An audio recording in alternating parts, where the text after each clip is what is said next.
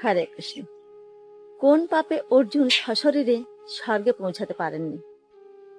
কুরুক্ষেত্রের যুদ্ধে জয়লাভের পর বহুকাল কেটে গেছে।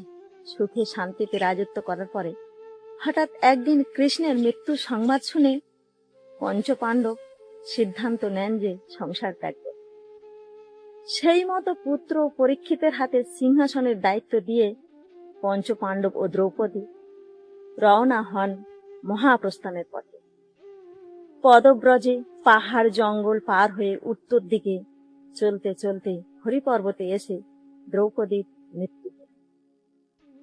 এরপরে পথ চলতে চলতে পর্বত শিখরের প্রচন্ড ঠান্ডায় একে একে মৃত্যু হল সহদেব ও নকুল।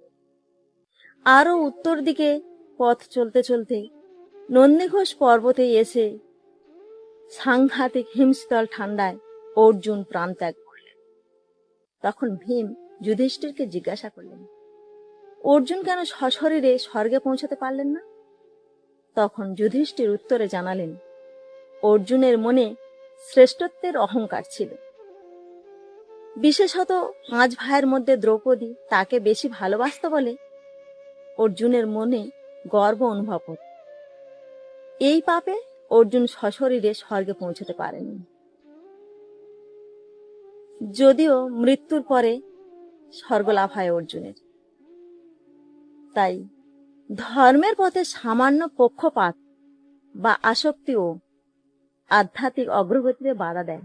তাই মানুষ যতই বড় হোক, অহংকার থাকলে আধ্যাত্মিক উন্নতির পথ সম্পূর্ণ হয় না। বিনয়ই প্রকৃত ধর্ম। হরে কৃষ্ণ।